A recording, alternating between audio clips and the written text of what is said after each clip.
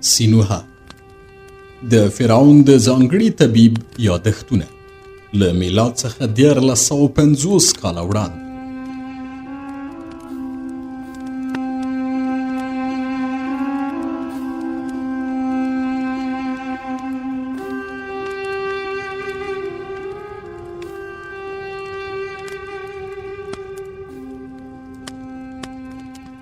پنځوسم څپرکی کاپتا په غزه کې.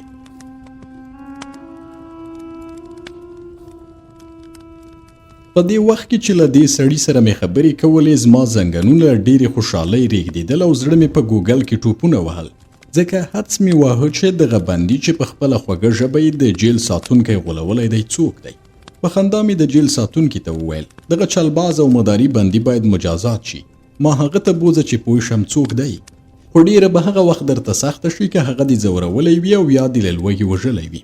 په داسې حال کې چې د جیل ساتونکي ځان په امون سپاره او زګیروي کول مشال په لاس کې واخیست چې زه جیل ولیدی شم، ځکه چې د هغه سترګې هسې هم ړندې وې.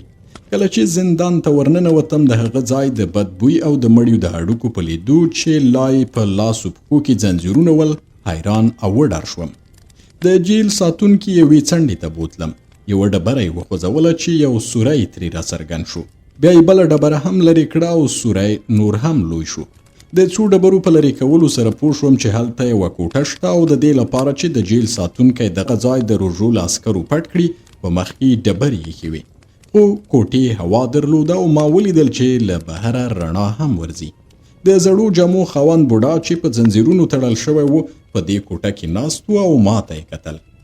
کله چې وپېژندم نارې یې کړې ای زما باداره سینوها، دا ته یې که زما سترګې دروغ وایي؟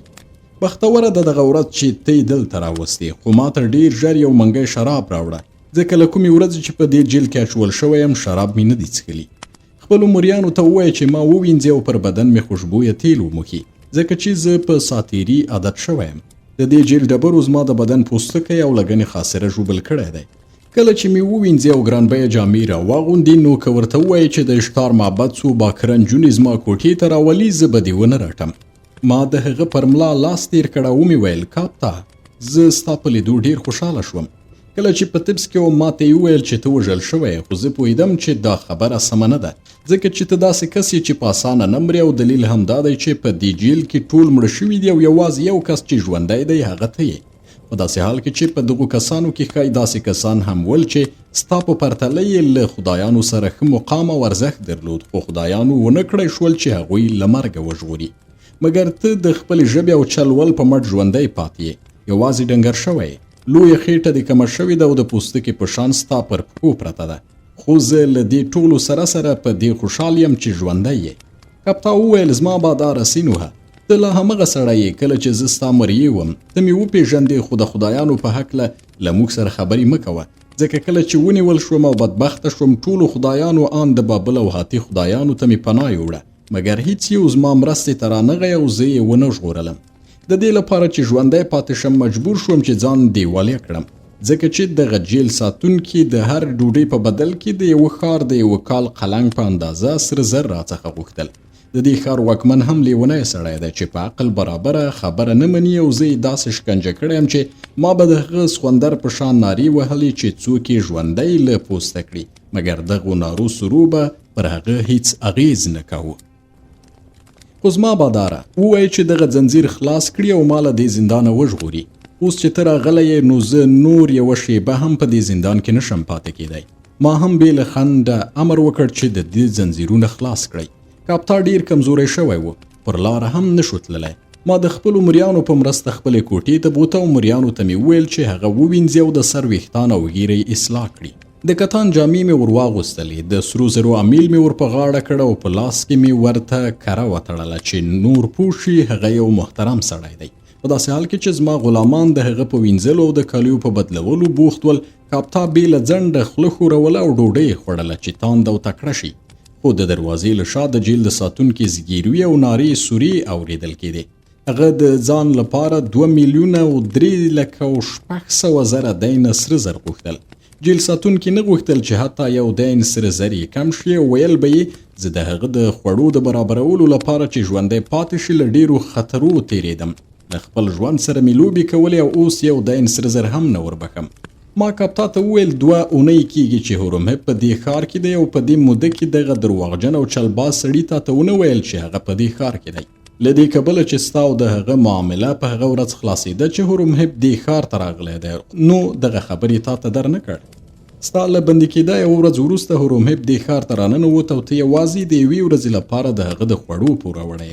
هغه هم د همدې ورځې د خوړو په بیه باید ورسره معامله وکړې. له دې کبله چې دغه چلباز سړي در سره ډیره دوکه کړې ده زه حکم کوم چې هغه په متروکو ووهي. هورمهب ته مې وویل چې امر وکړي سر یې له بدنه جدا کړي ځکه چې دغه سړي د غزې د کلابندۍ په وخت کې د بندیانو ډوډۍ پټوله او هغوی ته یې نه ورکوله. دی په دغه جیل کې د هغو ټولو بندیانو د مړینې مسؤل دی چې له لوږې مړه شوي دي.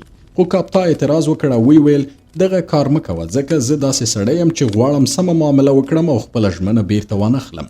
سمه ده چې باید ما خواړه د ورځې په نرخ حساب کړي وای خو کله چې به ما له ډوډۍ ولیدل او داسې به بېتابه شوم چې څه به هغه غوښتل ما به منل.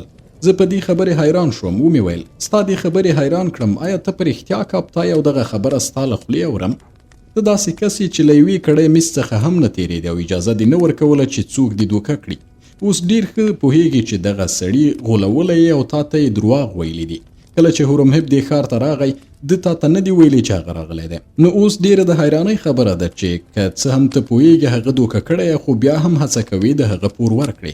زه تصور کوم چې د دې ښار خاصیت دا دی هر څوک چې د غزې ښار په دیوالونو کې ایسار شو نو د غوی سري په شان لیونی کېږي او حتی د کاپتا په شان سړی هم لیونی کېږي او فکر نه کوي چې 2,03,000 دینه سره زر څنګه دې سړي ته ورکړي. دا په داسې حال کې ده چې کله د اتون خدایي له منځه لاړه ته هم زما په شان دیوالیه شوې.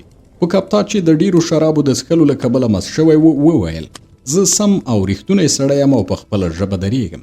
د دې سړي پور به ورکړم خو له هغه څخه مهلت اخلم چې ورو ورو یې پور ورکړم. بله خبره دا ده چې هغه دومره ساده او احمق دی چې که زه هغه ته 10 دینه سره زر یا حتی 2 دینه سره زر په یوه تله کې واچوم او ورته ووایم چې دا 2,03,000 دینه دي نو وبه یې مني او خپل حساب به ورسره پاک کړم. په دې ډول به راضي شي ځکه دغه سړي ټول عمر حتی 1 دین سره زر هم نه دي لیدلي. زما باداره سین وه لکه څنګه چې تا وویل زه نن دیوالیه یم او د تبس بلواو بېوزله کړی یم. کله چې په تبس کې جنگ پیل شو نه پوهېږم هغه موریان او نوکران چې د اتون پلویان ول څنګه پوه شول چې زه له امون سره ارتباط لرم. هغوی ته ویل شوي ول چې ما موریان او کارګران په امون خرڅ کړي دي او د اتون پلوي کارګرانو او نوکرانو زموږ پر میخانې برید وکړ. دوی زما د وژلو نیت درلود خو زه د ځان د ژغورلو لپاره وتښتېدم او له تبسه منفس ته لاړم. له دې وروسته چې پوه شوم هورمهب د سوریې تکل کړی دی نو په دغه هېواد کې ورسره یو ځای شوم. دلته مې هورمهب ته ډیر خدمتونه وکړل. بریالی شوم چې د هاتي پر لښکرو واښه خرڅ کړم او هغه څه چې ما د هاتي پر لښکرو خرڅ کړل د دې سبب شول چې د هاتي ټول آسونه مړه شي. د دې خدمت له امله هورمهب کابو 1,000,000 دینه سره زر زما پوروړی دی. ما خپل ژوند په خطرې کې واچوه او د سمندر له لارې مې ځان د غزې بندر ته ورساوه. خو کله چې زه ښار ته راننوتم د ښار لیوني واکمن ونیولم او په دې تورې شکنجه کړم چې ګنې زه د سوریې جاسوس یم. بیا یې زندان ته واچولم او که دغه جیل ساتونکي زه نه وای ژغورلی زه به په جیل کې له لوږې او دردونو مړ شوی وای. هغه وخت زه پوه شوم چې کاپتا په سوریه کې د هورمهب جاسوس او د جاسوسانو مشر و. دغه راز زه متوجه شوم هغه جاسوس چې په سینا صحرا کې ما ولید او له هورمهب سره د مخامختیا پر مهال یې پر یوې سترګې لاس ایښی و. په دې ډول یې غوښتل هورمهب ته ور وښیي چې په یوه سترګه د ړانده کس یعنې کاپتا له لوري راغلی دی. زه پوه شوم چې کاپتا د هاتي پر لښکرو د زهرجنو وکو په پلورلو سره بریالی شو چې د هغوی ګاډۍ له کاره واچوي او د هورمهب د لښکرو پر وړاندې لاره پرانیزي.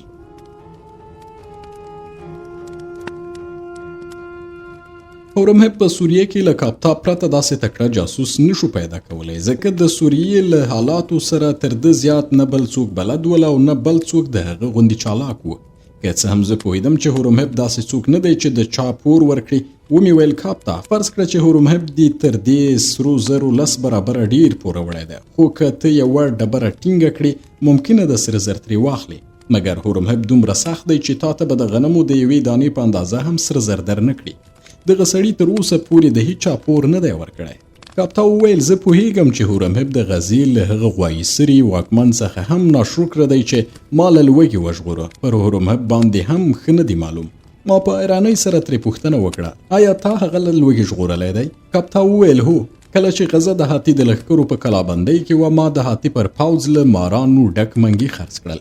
هغوی په سر کې باور نه درلود چې په منګیو کې زهري ماران دي. ما یو پکې خلاص کړ، ماران له منګیو راووتل او د هاتي 3 عسکر یې وچیچل. بیا یې جرأت ونه کړ چې نور منګي خلاص کړي او هغه منګي یې په دې ګمان چې ماران پکې دي د غزې کلا ته ګوزارول. په داسې حال کې چې ما هغه منګي له غنمو ډک کړي ول او په وروستیو ورځو کې همدغه غنم و چې د غزې واکمن او د هغه سرتیري له مرګه وژغورل. خو د هورمهب په هکله باید ووایم چې هغه د دې ښار تر واکمن هم ناشکره دی او ما ته حتی یو دین سره زر هم نه راکوي. خو زه له هغه څخه غواړم چې په ټوله سوریه کې د مالګې د خرڅلاو ټیکه ما ته راکړي او دغه راز د هغه بندر د مالیاتو د ترلاسه کولو حق راکړي چې آزاد وي. ومې ویل کاپتا تا فیصله کړې چې ټول عمر کار وکړي او د زندان د دې ساتونکي پور ورکړي؟ کاپتا وخندل. وی ویل ما د دې سړي د پورونو د ورکولو لپاره 2 لارې په نظر کې نیولې دي. یو دا چې لږ سره زر ورکوم او هغه ته وایم چې همدومره پوره وړی وم او هغه چې هیڅکله سره زر نه دي لیدلي ممکنه ده راضي شي. بله لاره دا ده چې د هغه سره مې ژمنه کړې ده چې ستا په وسیله به چې یو ډاکټر یې د هغه د سترګو معالجه کوم او کله چې بینا شو له هغه سره به د کمیسایي لوبه وکړم او پر هغو سرو زرو به شرط وتړم چې پر ما یې باندې دي. له دې کبله چې د کمیسایي په لوبه کې زه ډېر تکړه یم او هر ډول چې مې زړه غواړي کمیسایي اچولی شم نو د هغه ټول پورونه به په دې ډول پرې کړم. په دې وخت کې د جیل ساتونکی چې د دروازې تر شا یې ژړل کوټې ته راننوت. کاپتا ورسره خبرې وکړې او د جیل ساتونکی یې راضي کړ چې د خپل پور د ترلاسه کولو لپاره کاپتا ته مهلت ورکړي. له هغه وروسته ما د جیل ساتونکي سترګه معاینه کړه. پوه شوم چې د سترګو د یوې ناروغۍ له امله ړوند شوی دی چې تر اوسه پورې چا نه ده معاینه کړی. زه پوهېدم چې په یو ډول ستنو سره چې د میتاني په هیواد کې مې لیدلې وې د هغه د سترګو نظر بیرته په موقتي ډول راستنولی شم. کله چې سترګه د یوې ستنې په وسیله عملیات شي که څه هم نظر بیرته سمیږي خو له هغه وروسته د دې ناروغ سترګه داسې کیږي چې بیا بیرته نه رغیږي. دغه راز بیا به یې عملیات هم نشي کیدی.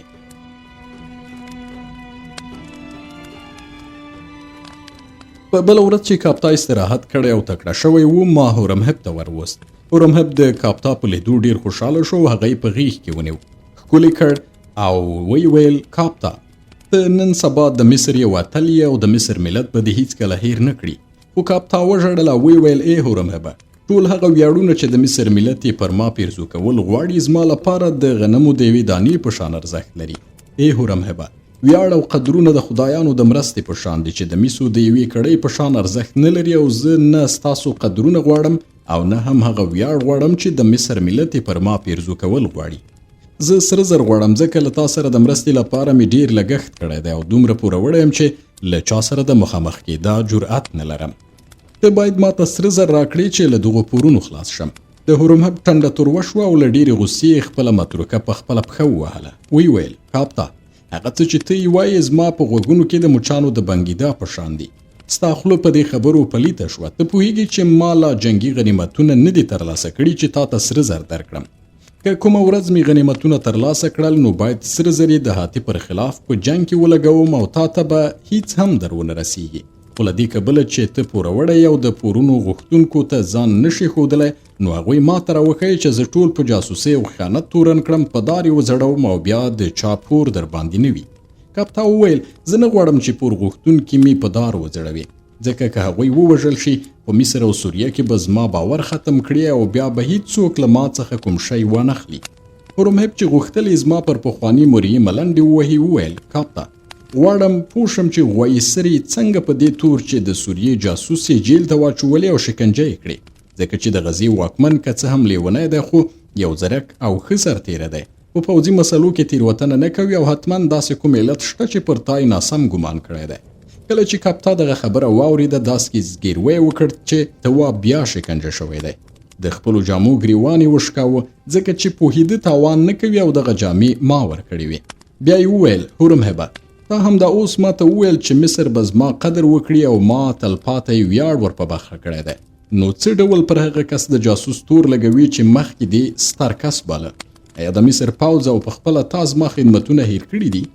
آیا دا زه نه وم چې د هاتي پر آسونو مې زهرجن واښه وخوړل هغوی مې ختم کړل او په دې ډول د هاتي ګاډۍ بیکاره شوې؟ آیا دا زه نه وم چې د مرګ خطره مې ومنله او غزې ته مې غنم ورسول؟ که زه نه وای هغه غنم به غزې ته رسېدلی وای؟ آیا د دې ښار مدافعین به له لوږې مړه شوي نه ول او ته به دې ښار ته ننوتی وای؟ آیا دا زه نه وم چې د خپلو سرو سپینو په وسیله مې کسان وګمارل چې صحرا کې د هاتي د عسکرو له حالته خبر شي او د هاتي د عسکرو د اوبو ژۍ څیرې کړي چې اسونه او عسکر یې ترې پاتې شي او په دې ډول ختم شي؟ ټول دغه کارونه مې تا او مصر ته د خدمت په موخه کړي دي، په داسې حال کې چې پوهېدم ته به زما مصرف یې کړم. زه مجبور وم چې د ازیرو پاچا او هاتي ته خدمتونه وکړم چې هغوی سره او سپین راکړي او یا ستا د بریالیتوب لپاره په نورو ډولونو د هغوی مرستې راجلب کړم. هغه خدمتونه چې ما هاتي او د ازیرو پاچا ته کړي دي په دې ډول و چې تا ته یې تاوان نه رساوه، خو زما کارونه یې اسانول. زه باوري وم چې باید یو لایق کس څو غشي په کڅوړي کې ولري چې که یو پرې نښې ونه لګېد نو له نورو غشو به استفاده وکړي. له همدې امله مې د خټو یوه لوحه د سوریې له پاچا ازیرو څخه واخیستله چې که د سوریې پوځ راته ستونزه پیښه کړي په دې لوحه به ځان وژغورم. له دې وروسته چې د زهرجنو وښو له امله د هاتي ټول آسونه مړه شول، هغوی پر ما بدګمانه شول او ما چې ځان په خطر کې لیده د سمندر له لارې غزې ته راغلم.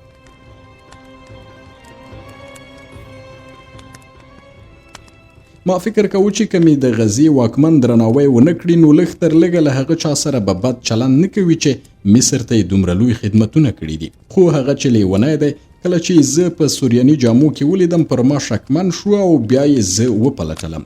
د پلټنې په لړ کې را سره د ازیرو لوحه وموندله او چې څومره سپیناوی مې ورکړ او تا سره مې د خپلې ملګرتیا نښې ورته وویلې هغه ونه منلې او باور یې نه کېده چې ما به د مصر پوځ ته دومره خدمتونه کړي وي. زه یې داسې شکنجه کړم چې غوایي په شان مینارې ووهلې او متوجه شوم چې هغه غواړي ما 2 ځایه کړي. نو مجبور شوم چې اعتراف وکړم چې زه د ازیرو جاسوس یم. هورمهب وخندل او ویل کاپتا تا مصر او د دې هیواد پوځ ته ډیر خدمتونه کړي دي چې معنوي اجر لري، خو د سرو او سپینو خبره مه کوه ځکه ته پوهیږي چې که له ما څخه سره او سپین وغواړې ما به غوسه کړې. کاپتا له دې ټولو سپینو خبرو سره سره ماتې ونه منله او دومره زارۍ او ژړاوې وکړې چې بالاخره یې له هورمهبه د هغه او د هغه د عسکرو د ټولو غنیمتونو د پیرو پلور ټیکه واخیسته.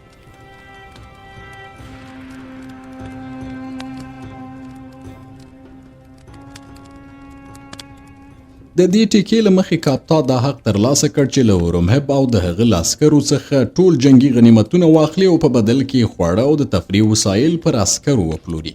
کاپتا دا حق هم درلود چې پیرودل شوي شیان په هر ځای کې پلورلی شي. د دې تړون له مخې د هغو غنیمتونو د پیرو پلور حق هم کاپتا ته ورسید چې د هډوکو په دښته کې د هورمهب پوځ ته په لاس ورغلی و. زه پوهېدم چې په دغو امتیازونو سره کاپتا ښه شتمن کېدی شي. په همدې وخت کې چې کاپتا له هورمهب څخه دغه حق ترلاسه کاوه، ځینې سوریاني او مصري سوداګر هم غزې ته راغلي ول چې د عسکرو غنیمتونه ترلاسه کړي. خو له دې کبله چې د غنیمتونو د ترلاسه کولو حق له کاپتا سره و، نو د هغه له خوښې او باج ورکولو پرته سوداګرو هغه غنیمتونه هم له سوریې نه شوای ایستلی چې اخیستي ول. هورمهب له دې وروسته په غزه کې له مصر راغلي مرستندوی ځواکونه له خپلو ځواکونو سره یو ځای کړل، نو په جنوبي سوریه کې چې څومره اسونه ول ټول یې ترلاسه کړل. عسکر او ګاډۍ تمرین او مشق کولو ته اړ کړل، غوښتل یې د سوریې پر یو ستر بندر ژوبه برید وکړي. خو په دغه بندر له حملې مخکې یوه اعلامیه صادره کړه چې د هغه د جاسوسانو په وسیله په ټوله سوریه کې د خلکو تر غوږونو ورسول شوه. په اعلامیه کې د سوریې خلکو ته په خطاب کې ویل شوي ول زه د دې لپاره نه یم راغلی چې د سوریې ښارونه ونیسم، بلکې غواړم د سوریې ښارونه وژغورم او د ښار اوسیدونکي باید ما خپل ژغورونکی وبولي. باید ووایم هغه مهال چې سوریه د مصر په کنټرول کې وه او لا د ازیرو او هاتي لاسونو ته نه ولوېدلې، د سوریې هر ښار خپلواک او آزاد و او په هر ښار کې یوه پاچا حکومت کاوه. د دې ښارونو اوسیدونکو په ازادۍ کې ژوند کاوه، سوداګري کوله، شتمن هم ول. خو له دې وروسته چې ازیرو په سوریې حکومت وکړ، پخوانی دود یې ختم کړ او د ښارونو خپلواکي او پاچاهان یې ختم کړل او له ښارونو یې ډېرې مالیې ترلاسه کړې. ازیرو چې ډېر حریص و دغه ښار یې په هاتي خرڅ کړ او هاتي په خپله بېرحمۍ او خاص هیر سره د ښار پر اوسیدونکو داسې فشار راوست چې هغوی به هیڅکله د هاتي د حکومت وخت هیر نه کړي. هورمهب پوهېده چې خلک د هاتي له ظلمونو تنګ شوي، نو په خپله اعلامیه کې وویل زه هورمهب د شاهین زوی یم. هر ښار او کلی به د مریتوب له جغه وژغورم او ټینګار کوم چې د سوریې ټول ښارونه به د پخوا په شان آزاد او خپلواک وي. هغو پاچاهانو چې د هاتي وزیرو تر واکمنۍ مخکې پر دغو ښارونو حکومت کاوه، هغوی به بیا د پاچاهۍ پر ګدۍ کینی. یو ځل بیا د سوریې د ښارونو او کلیو د غوړېدا او سوکالۍ وختونه راشي. هورمهب په خپله اعلامیه کې د سوریې ټولو ښارونو ته بلنه ورکړه چې د هاتیانو پر خلاف پاڅون وکړي. هغوی وباسي او ویل هر ښار چې د هاتي پر خلاف بلوا وکړي د هغوی ملاتړ به ورسره وي. خو هغه ښارونه چې د مصریانو پر وړاندې مقاومت وکړي، کله چې مصریان بریالي شي نو لوټ به یې کړي او ټول اوسېدونکي به یې د موریانو وینځو په توګه وپلوري. د ښار کلا به داسې ورانه کړي چې بیا به هلته هیڅکله ښار آباد نشي.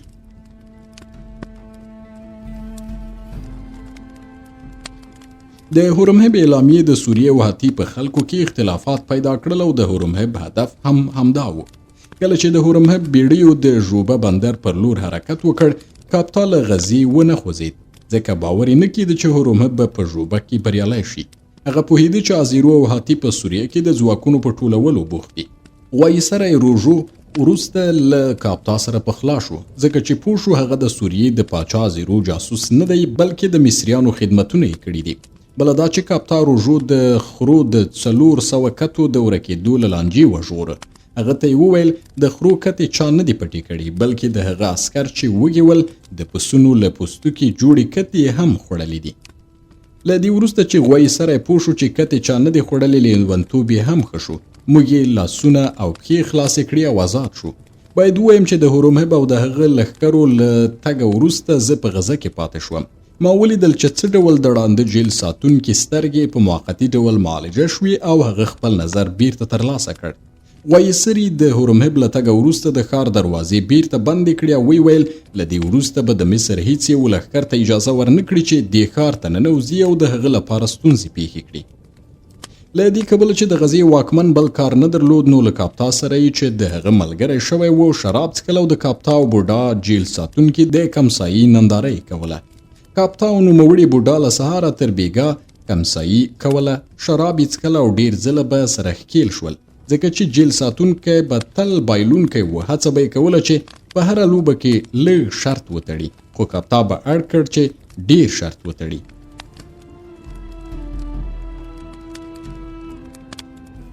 کله چې د هورمهب لښکر ژوبه ته ورسېد، د کاپتا او زاړه جیل ساتونکي لوبه هم خلاصه شوه او ما واورېدل چې هغوی په یو وار په 1.5 لک دی نه سره زرو شرط وهلی دی.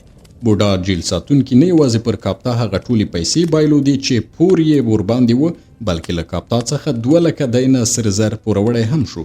خو کاپتا ځواني وکړه او دغه سره زر یې له هغه څخه ونه غوښتل، بلکې څو کړۍ سپین زر هم ورکړل. په دې ډول چې کله زه او کاپتا له غزې څخه د ژوبه پر لور تلو، دغه بوډا د دغه احسان له امله چې کاپتا پرې کړی و وژړل. زه نه پوهېږم چې کاپتا د کمسایي په سمو دانو له هغه سره لوبه کوله که ټګي یې ورسره کوله، خو په دې خبر یم چې کاپتا د کمسایي په لوبه کې ډېره تجربه درلوده. له دې وروسته چې موږ له غزې روان شو، د دې کمسایي اوازه چې څو ورځې دوام وکړ او دوو قماربازانو په 2 میلیونه دی نه سرو زرو لوبه کوله په ټولې سوریې کې خپره شوه. بوډا جیل ساتونکی زموږ له تګه وروسته بیرته ړوند شو او په هغو سپینو زرو چې له کاپتا یې اخیستي ول د ښار د کلا په خوا کې یوه جونګړه جوړه کړه او خپل پاتې عمر یې هلته تیر کړ.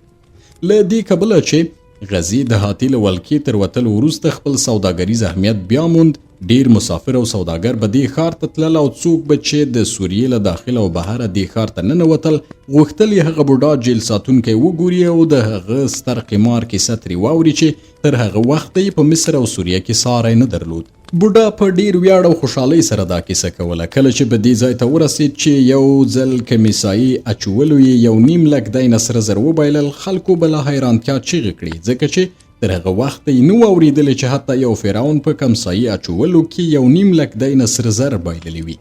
هر څوک چې به د دې بوډا کتلو ته راتله یوه اندازه میس او سپین زر به یې هغه ته ورکول او په دې ډول د دې بوډا د قمار اوازه د هغه لپاره د تنخوا یوه ښه وسیله شوه. لکه چې زه خبر وم تر هغه وخته چې ژوندی و په همدې شتمنۍ یې ګزاره کوله او که کاپتا هغه ته یوه پانګه هم ورکړې وی، داسې ښه ژوند به یې نه وی، داسې ښه ژوند به یې پرې نه شو کولی. کله چې هورمهب د ژوبه ښار ونیو، زه او کاپتا هم هلته ورسېدو او هلته مې د لومړي ځل لپاره ولیدل یو بریالی پوځ چې یو شتمن ښار ته ننوځي نو هلته کومې کانې او لوبې کوي. هورمهب د ژوبه ښار کلابند کړ. وروستیو ورځو کې تر نسکورېدا مخکې د ښار ځینو زړورو اوسېدونکو د هاتي د ځواکونو پر خلاف پاڅون وکړ او د ځان د ژغورلو لپاره یې سرښندنه وکړه. خو هورمهب په دې پلمه چې د ښار د اوسېدونکو بلوا هغه وخت و چې د مصر د لښکر لپاره یې هیڅ ګټه نه درلوده، نو د ښار د لوټولو مخه یې ونه نیوله او دغه ښار یې له لوټمارۍ معاف نه کړ. د هورمهب عسکرو 2 اونۍ دغه ښار لوټ کړ او کاپتا په دې 2 اونیو کې ډیر شتمن شو، ځکه چې د هورمهب عسکر مجبور ول چې د ښار غنیمتي شیان پر کاپتا او یا د هغه پر همکارانو خرڅ کړي او په بدل کې د اوربشو اوبه او شراب واخلي. کاپتا به ګرانبیه شیان، ښکلي میزونه او د خدایانو مجسمې په ډیره کمه بیه اخیستې. هر سرتیري له ځان سره اسیران درلودل او هر سوریاني اسیر یې د مسو د 2 کړیو په بدل کې پر کاپتا خرڅاوه، ځکه چې بل پیریدونکی نه و. دغه حق هم هورمهب کاپتا ته ورکړی و، بل چا د غنیمت شیان وینځي او مریان نشوای پیرودلی. په دغه ښار کې ما ولیدل چې له انسان پرته بل داړونکی ځناور نشته. کله چې یوه ډله انسانان پر بل لوري بریالي کیږي، نو له ناکامو کسانو سره داسې چلند کوي چې د مصر د جنوب وحشیان یې د دې سیمې له ځناورو سره هم نه کوي. ځکه کله چې یو ځناور یا وحشي حیوان موړ شي، له نورو ځناورو سره بیا کار نه لري، مګر انسان چې وږی شي بیا هیڅکله نه مړیږي. که د مصر، بابل او سوریې ټوله شتمني هم ورکړي، بیا به هم وژل کوي او کورونه به ورانوي، ځکه غواړي چې نوره شتمني هم ترلاسه کړي. خو کله چې پوه شي له خلکو څخه نور څه نشي ترلاسه کولی، د خلکو وژلو ته مخه کوي او نور کسان وژني، که څه هم چې ورته ګټه نه لري او د هغه شتمني نشي زیاتولی. ما ولیدل چې په ژوبه کې د مصر سرتیرو کورونو ته اور راچاوه چې د هغه اور په رڼا کې خپل شراب وڅکي او ځانونه بوخت کړي. ما په خپله لیدل چې کله به د مصر لښکریانو له یو سوداګره د هغه شتمني ولوټله، هغه به یې شکنجه کړ چې ورته ووایي نور سره او سپین یې چیرته ښخ کړي دي. ما ولیدل چې د مصر سرتیري به په یو 4 لاره کې درېدل او هر نارینه، ښځه، بوډا او ماشوم چې به دلته تېرېدل هغوی به یې وژل او د ژوبه ښار ښځې، سړي او ماشومان د مصر د سرتیرو د غشو ویشتلو نښې وې. ما تصور کوه هغه منظرې چې ما په تبس ښار کې د خدایانو په جنګ کې ولیدلې تر ټولو ویرونکې وي او په عمر کې به بیا دغسې حالت ونه وینم. خو کله چې مې په ژوبه ښار کې د هورمهب د عسکرو څارویتوب ولید، متوجه شوم چې د تبس ښار غمیزه د دې پر وړاندې یوه ټوکه ده. په تبس کې د اتون او امون پلویان دواړه مصریان ول او کله کله به یې پر ماشومانو او ښځو رحم کاوه او ټول به یې زما د میرمنې او بچي په شان نه وژل. خو په ژوبه کې د هورمهب عسکرو تیخواره ماشومان هم ووژل. هورمهب بیخي آزاد پریښول او مخه یې نه نیوله. ما فکر کوه چې ژوبه په ښار کې د هورمهب د عسکرو ډلوژنه او لوټماري د هېرېدو نه ده او په دې بېسارې وژنې او لوټمارۍ کې د شتمنیو د ترلاسه کولو خوند مصري سرتیرو وڅاکه. زه ویلی شم چې هورمهب په ژوبه ښار کې په قصدي توګه خپل عسکر د وژنې او لوټمارۍ لپاره آزاد پرېښي دي، ځکه چې هغوی پوه شي د خلکو د شتمنیو لوټل او د هغوی د بېګناه ماشومانو او ښځو اسیرانول څومره خوند لري او په راتلونکي کې به د داسې خوند د ترلاسه کولو لپاره هر ډول خطر ته غاړه کیږدي.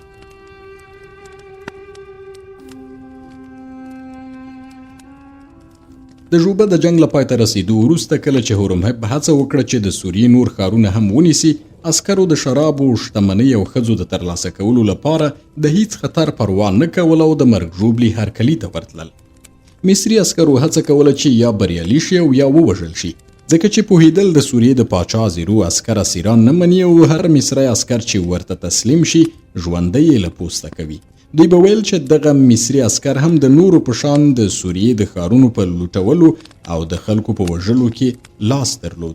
کله چې د ژوبه ښار د لوټمارۍ او ډلوژنې خبر د سوریې نورو ښارونو ته ورسید، د سوریې په څو ښارونو کې خلکو د ځان له ویرې د هاتي د عسکرو پر خلاف بلوا وکړه او هغوی یې له ښارونو وایستل چې هورمهب به ورسید، د ښار دروازې به یې ورته خلاصې کړي.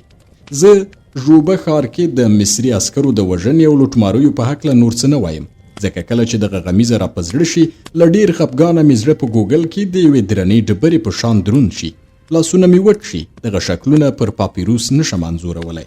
همدومره وایم تر دې وړاندې چې هورمهب پر ژوبه ښار حمله کوله، په دغه ښار کې له ماشومانو پرته 100,000 کسانو ژوند کاوه. خو کله چې دغه ښار هورمهب ونیو، څه د پاسه 300 کسان پکې پاته شول. هغه نور جنگونه چې هورمهب په سوریه کې وکړل، ټول د ژوبه ښار د جنگ په شان ول، ما د هورمهب او د مصر د لښکر د ډاکټر په توګه ولیدل چې بشر څنګه د خپل ساري لپاره پر یوه لویه بلا بدلیدی شي.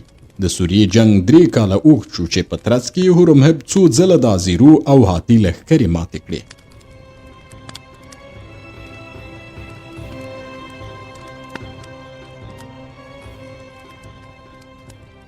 سره له دې چې 2 ځله د هاتي ګاډیو د هورمهب لښکرې کلابندې کړې، خو هغه بریالی شو چې ځان د ښارونو د کلاګانو د دیوالونو په پناه کې پټ کړي او له تباهۍ یې وژغوري. هورمهب به تل له مصر سره سمندري اړیکې درلودل او هر ځل به وتواني چې له مصر مرستندویه ځواکونه راوغواړي چې له بلاګانو راووځي او جنګ ته دوام ورکړي. د دغه 3 کلن جنگ له امله د سوریې ښارونه وران شول او خلکو چې په هیڅ ځای کې خوندي نه وو ښارونه او کلي پرېښودل او غرونو ته یې پناه یوړه. خو هغو سیمو ته تلل چې د مصر تر کنټرول لاندې وي، ځکه چې په دغو سیمو کې خلکو امنیت او خپلواکي درلوده، تجارت او کرنه به یې کوله. خو همغه ډول چې په دغه 3 کلن جنگ کې د سوریې ښارونه وران شول، د مصر ښارونه او کلي هم په دغه 3 کلن جنگ کې له خلکو تش شول. د نیل سیند پر دواړو غاړو کې داسې کور نه و چې خپل یو یا څو نارینه د سوریې په جنگ کې له لاسه نه وي ورکړي.